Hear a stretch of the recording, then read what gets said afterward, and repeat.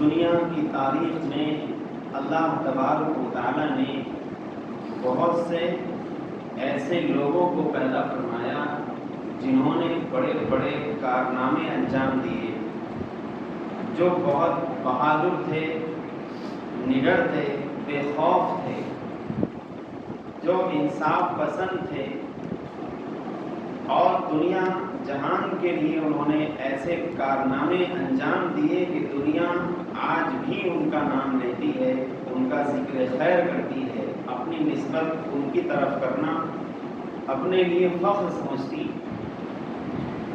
تاریخ کے ان بہادروں میں، ان انصاف پسند لوگوں میں ایک نام ہے امیر المومنین سیدنا عمر بن خطاب رضی اللہ عنہ، جو اسلام کے دوسرے خلیفہ ہیں۔ امیر المومنین عمر بن خطاب رضی اللہ عنہ مکہ مکرمہ کے ان چند لوگوں میں شمار ہوتے تھے جو مکے میں لکھنا پڑھنا جانتے تھے۔ 17-18 لوگ آپ علیہ السلام کی آمد جب ہوئی ہے، 17-18 لوگ لکھنا پڑھنا جانتے تھے مکے میں۔ ان میں سے ایک حضرت عمر رضی اللہ عنہ تھے۔ جب تک اسلام سے دور رہے، اپنے باپ دادا کے دین پر رہے، تب تک اپنے دین کے لیے بہت سخت تھے۔ جو کوئی مسلمان اگر ان کے خاندان میں ہوتا تو اس کو ستاتے، تکلیف دیتے، اور جو ہو سکتا تھا کرتے تھے۔ لیکن جیسے ہی اسلام لائے اور اسلام لانے کے بعد جب وہ مسلمان ہوئے تو وہ اپنے اسلام کے لیے بھی سخت ہو گئے۔ اور پھر صورتحال یہ ہوئی کہ جب اسلام لائے تو اللہ کے رسول صلی اللہ علیہ وسلم سے کہا کہ اللہ کے رسول ہم حق پر ہیں کہ نہیں؟ کہ ہاں بالکل حق پر ہیں۔ تو فرمایا کہ جب ہم حق پر ہیں تو ہم اپنے دین کو چھپا کر کیوں رہیں؟ ہم تو کھلم کھلا سب کے سامنے اپنے دین کے جو ارکان اور احکامات ہیں ان پر عمل کریں گے۔ رسول اللہ صلی اللہ علیہ وسلم نے فرمایا کہ عمر ابھی حالات ایسے نہیں ہیں۔ کہا کہ نہیں، کچھ بھی ہو جائے۔ فوراً مسلمانوں کو لے کر نکلے اور خانہ کعبہ میں جا کر کھلم کھلا اپنے اسلام کا اعلان کیا اور وہاں پر عبادت کی۔ اسی طریقے سے جب ہجرت کی ہے، رسول اللہ صلی اللہ علیہ وسلم نے صحابہ کرام کو ہجرت کی اجازت دی، ایک دو جس کا جیسا موقع ملتا ہجرت کر کے صحابہ اور صحابیات مکہ مکرمہ سے مدینہ منورہ کی طرف روانہ ہو جاتے ہیں۔ مشرکین مکہ کو پتہ لگتا تو بعض مشرکین ان مسلمانوں کو گھیر لیتے، مارتے، روک لیتے، کسی کو قید کر کے ڈال دیتے، کسی کے بچوں کو چھین لیتے، کسی کا مال چھین لیتے، جو ہو سکتا تھا کرتے۔ لیکن جب عمر بن خطاب رضی اللہ عنہ نے ہجرت کی ہے تو چھپ چھپا کر نہیں گئے، کھلم کھلا میدان میں آئے، اپنی تلوار نکالی، تیر نکالے اور صاف اعلان کیا کہ اگر کسی کو اپنی بیوی کو بیوہ بنانا ہو، کسی کو اپنے بچوں کو یتیم کروانا ہو تو آ جائے سامنے۔ عمر آج کھلم کھلا ہجرت کر کے جا رہا ہے، جس کا دل چاہے آ جائے مقابلہ کر۔ اسلامی تاریخ کا یہ وہ جرنل ہے، یہ وہ سپاہی ہے اسلامی تاریخ کا کہ مفسرین کہتے ہیں کہ رسول اللہ صلی اللہ علیہ وسلم کی نبوت کا جو مقصد تھا کہ پوری دنیا پر اسلامی حکمرانی ہو، یہ مقصد بہت حد تک فاروق اعظم رضی اللہ عنہ کے دور میں جا کے مکمل ہوا ہے، جس میں رومن امپائر اور پرشین امپائر تو بڑی بڑی سپر پاور حکومتیں فاروق اعظم رضی اللہ عنہ کے زمانے خلافت میں اسلام کے دائرے میں آ گئی۔ یہ ایک ایسا شخص ہے جس کو رسول اللہ صلی اللہ علیہ وسلم نے اللہ سے مانگا ہے، دعا کی ہے کہ اللہ آپ عمر ابن خطاب یا ابو جہل ان دونوں میں سے، جو کہ بڑے بہادر تھے دونوں اور بڑا کام ان سے ہو سکتا تھا، اس لیے دعا کی رسول اللہ صلی اللہ علیہ وسلم کی کہ اللہ ابو جہل یا عمر ابن خطاب ان دونوں میں سے جو آپ کو پسند ہو اس کو اسلام کی توفیق دے دیجئے اور اس کے ذریعے اسلام کو مضبوط کر دیجئے۔ یہ دعا رسول اللہ صلی اللہ علیہ وسلم نے مانگی تھی۔ اللہ تبارک و تعالیٰ نے یہ دعا حضرت عمر ابن خطاب رضی اللہ عنہ کے حق میں قبول فرمائی اور ان کو اسلام کی دولت سے نوازا۔ ایک موقع پر آپ علیہ السلام نے ارشاد فرمایا کہ عمر تو وہ ہے کہ جس کی زبان پر اللہ نے حق کو جاری کر دیا ہے، جو بولتے ہیں حق بولتے ہیں۔ عمر وہ ہیں جو حق اور باطل، جھوٹ اور سچ کے درمیان فرق کرنے کا جو معیار ہے وہ عمر کی ذات ہے۔ ایک حدیث میں آتا ہے آپ علیہ السلام نے ارشاد فرمایا کہ ہر امت میں کچھ ایسے لوگ ہوتے ہیں جو محدث ہوتے ہیں، یعنی ان کے دل میں اللہ تبارک و تعالیٰ اپنی طرف سے وہ باتیں ڈالتا ہے جو اللہ کو پسند ہوتی ہیں۔ جو کام اللہ دنیا میں کروانا چاہتا ہے وہ ان بندوں کے دلوں میں ڈال دیتا ہے۔ ان بندوں میں سے میری امت میں عمر ہے۔ ایک موقع پر فرمایا کہ اگر میرے بعد کوئی نبی ہوتا، ہوگا نہیں، میرے بعد اگر کوئی نبی ہوتا تو عمر میں وہ خصوصیات تھیں کہ عمر نبی ہو سکتا۔ یہ اسلامی تاریخ کا ایسا بہادر سپاہی ہے جو اپنی بہادری میں مثال ہے، اپنے انصاف میں مثال ہے، اپنی دینداری میں مثال ہے۔ ایسی دینداری تھی، ایسا علم اللہ نے عطا فرمایا تھا، ایسی بہادری اللہ نے عطا فرمائی تھی، ایسا حق کے لیے جینا اور مرنا عطا فرمایا تھا کہ صحابہ کرام میں بھی اس کی مثال نہیں ملتی۔ الگ الگ خوبیاں ہیں صحابہ کرام کی، لیکن فاروق اعظم رضی اللہ عنہ کی جو خصوصیات، جو خوبیاں ہیں وہ نہیں پائی جاتی۔ اللہ تبارک و تعالیٰ نے جب رسول اللہ صلی اللہ علیہ وسلم کا انتقال ہوا، حضرت صدیق اکبر رضی اللہ عنہ خلیفہ بنائے گئے۔ حضرت صدیق اکبر رضی اللہ عنہ کی خلافت کے بعد جو خلیفہ بنائے گئے وہ امیر المومنین عمر ابن خطاب خلیفہ بنائے۔ 10 سال 5 مہینے کچھ دن خلافت رہی۔ اس دوران عدل و انصاف کے ایسے سنہرے باب لکھ ڈالے کہ تاریخ میں آج بھی رقم ہے۔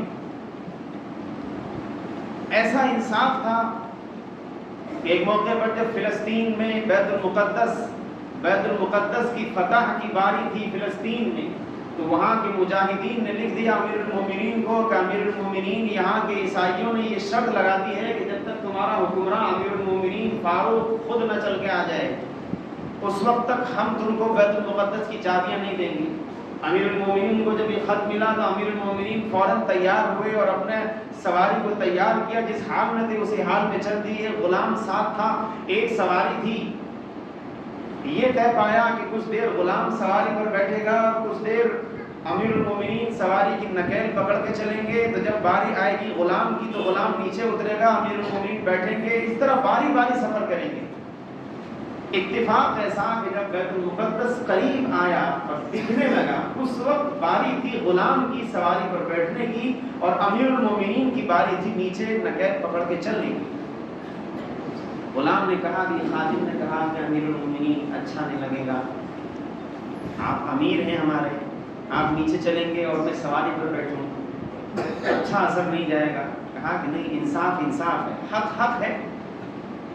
کہا کہ نہیں، تمہاری باری ہے، تم بیٹھو، میں نکیل پکڑ کے چلوں گا۔ اس طرح سے بیت المقدس فلسطین میں جب داخل ہوئے تو عیسائیوں نے آ کر کے خود سے چابی دی امیر المومنین کے ہاتھ میں اور یہ کہا کہ ہم نے اپنی کتابوں میں پڑھا ہے کہ محمد رسول اللہ کا ایک جو خلیفہ ہوگا، دوسرا خلیفہ، اس کی یہ صفات ہوں گی، اس کا عدل و انصاف ایسا ہوگا، یقیناً وہ آخی بیت المقدس فتح ہو۔ ایسی اللہ نے ذہانت دی تھی، دماغ ایسا روشن تھا، دل ایسا صاف تھا کہ مصر میں جنگ چل رہی تھی، عمرو بن عاص رضی اللہ عنہ میدان جنگ میں تھے، پیچھے سے ایک پہاڑ تھا، اس پہاڑ کے پیچھے سے کفار کا ایک لشکر اسلامی فوج پر حملہ کرنے والا تھا اور اس حملے کی خبر اسلامی مسلمانوں کے امیر لشکر کو نہیں پتہ تھی۔ امیر المومنین مدینہ منورہ میں مسجد نبوی کے ممبر پر کھڑے ہو کر خطبہ دے رہے تھے، اسی درمیان سینکڑوں کلومیٹر کے فاصلے کو امیر المومنین کے لیے اللہ نے قابو میں دے دیا اور ایک کھڑے ہو کر کہا یا ساریہ الجبل، یا ساریہ الجبل، اے مسلمانوں کی جماعت، اے مسلمانوں کا لشکر، ذرا پہاڑ کی طرف دیکھو، ذرا پہاڑ کی طرف پلٹ کے پیچھے دیکھو۔ اللہ تبارک و تعالیٰ نے یہ آواز وہاں کے امیر لشکر کو سنوائی، یہ تاریخ گواہ ہے۔ اور اس کے بعد اس امیر لشکر نے پیچھے مڑ کر دیکھا تو کفار کا لشکر تھا، اور اس کے بعد پھر ان سے بچاؤ اور حفاظت کے انتظامات کیے گئے۔ امیر المومنین خطبے سے جب فارغ ہوئے تو لوگوں نے پوچھا کہ آج آپ نے زبان سے ایسی بات کہی جو پہلے کبھی نہیں کی۔ پوری بات بتائی کہ یہ صورتحال تھی کہ مصر میں یہ ہونے والا تھا، اللہ تبارک و تعالیٰ نے میرے سارے پردے کھول دیے اور میں نے اپنی زبان سے ان کو متنبع کر دیا، اور اس کے بعد انہوں نے اسلامی لشکر کی حفاظت کر دی۔ ایسا روشن دل تھا، ایسا دماغ اللہ نے دیا تھا۔ مصر کے گورنر نے ایک بار خط لکھ دیا کہ امیر المومنین، یہاں پر دریائے نیل جو بہتا ہے، آج بھی بہتا ہے، کہ دریائے نیل جو بہتا ہے یہ خشک ہو گیا ہے اور پورے مصر میں پانی کا کوئی انتظام نہیں ہے، اس کے لیے کیا کیا جائے؟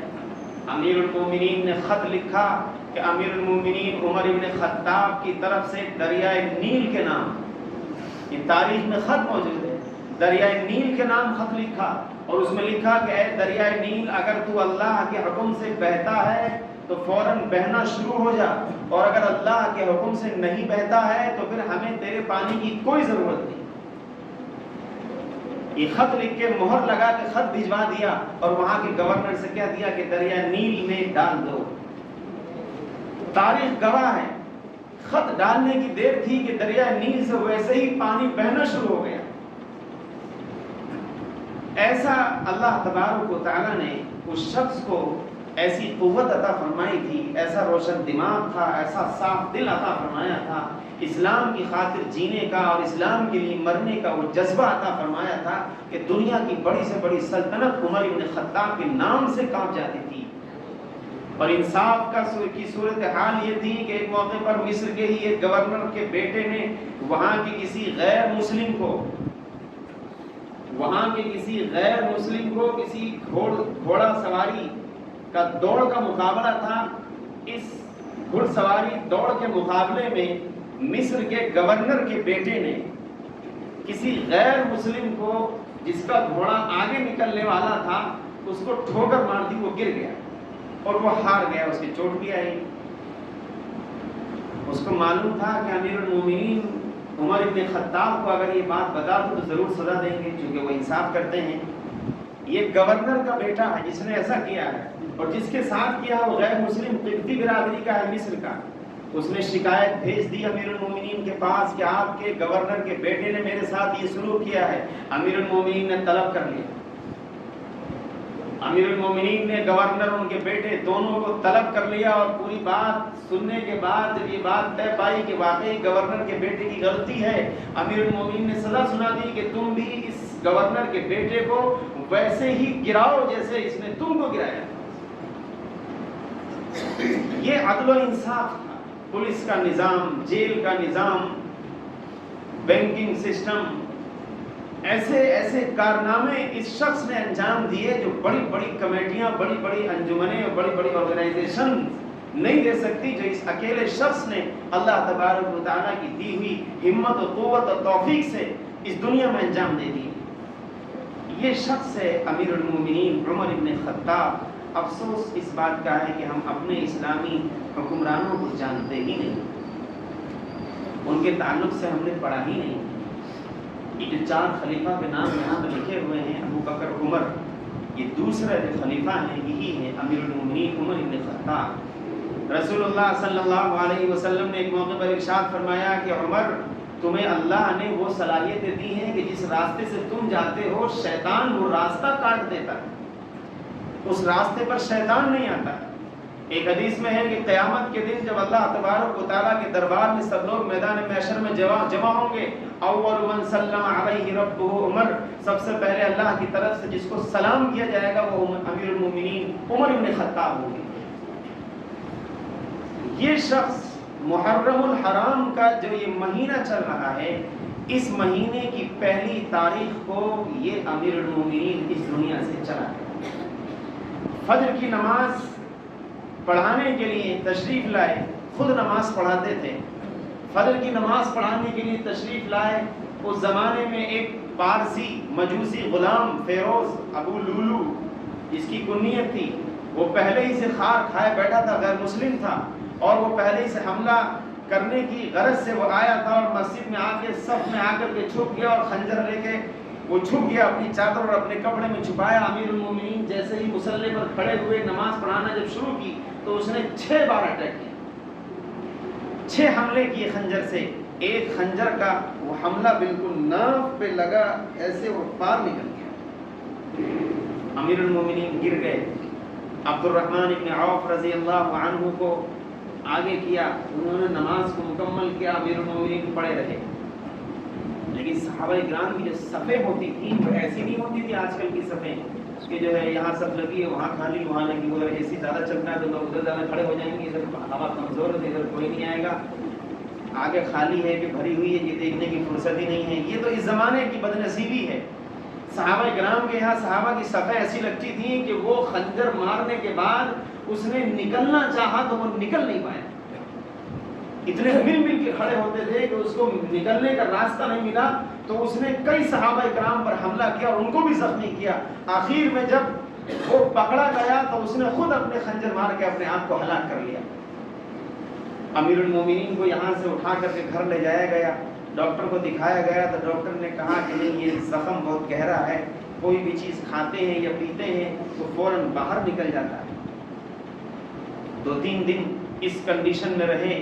بالآخر 1 محرم الحرام, جو محرم کا مہینہ چل رہا ہے, 1 تاریخ کل گزر چکی ہے, اس 1 تاریخ 1 محرم الحرام کو امیر المومنین خلیفۃ المسلمین عمر ابن خطاب رضی اللہ عنہ کی شہادت ہوئی.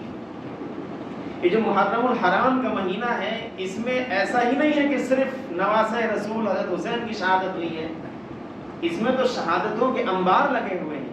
1 تاریخ سے شہادت شروع ہو جاتی ہے, اور وہ شہادت ہے امیر المومنین عمر ابن خطاب کی.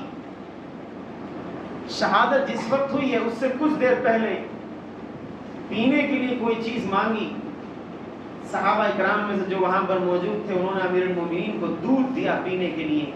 دودھ پیا جو سارا پیٹ کے راستے سے نکل کے باہر آ گیا, اور اس کے بعد فرمایا کہ اب میری موت یقینی ہے. میں نے رسول اللہ صلی اللہ علیہ وسلم کو یہ ارشاد فرماتے ہوئے سنا کہ عمر, دنیا میں جو تم آخری چیز پیو گے وہ دودھ ہوگی.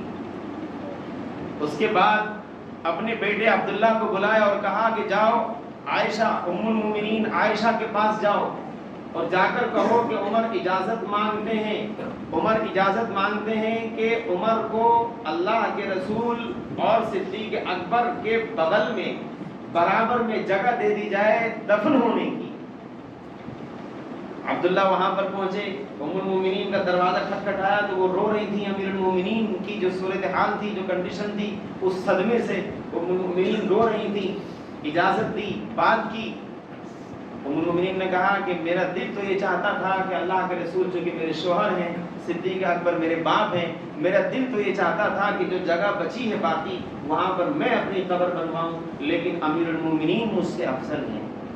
امیر المومنین کی اگر یہ خواہش ہے تو میں اپنے حق سے پیچھے ہٹ جاتی ہوں اور ان کو ترجیح دوں گی کہ وہاں پر ان کو دفن کیا جائے, مجھے کوئی اعتراض نہیں. آئے, انہوں نے آ کے ابا کو یہ بات بتائی, لیکن باپ تھا, امیر المومنین تھا, معمولی آدمی نہیں تھا. اس نے کہا کہ بیٹے ابھی تو چونکہ میں امیر المومنین ہوں, مسلمانوں کا حاکم ہوں, ہو سکتا ہے عائشہ نے کہیں اس خوف سے کہیں اجازت نہ دے دی ہو کہ اگر انکار کر دوں گی تو کہیں امیر المومنین غصہ نہ ہو جائیں. میرا رعب ہے, میرا جلال و دبدبہ ہے, اس لیے ممکن ہے میرے خوف کی وجہ سے اجازت دی ہو.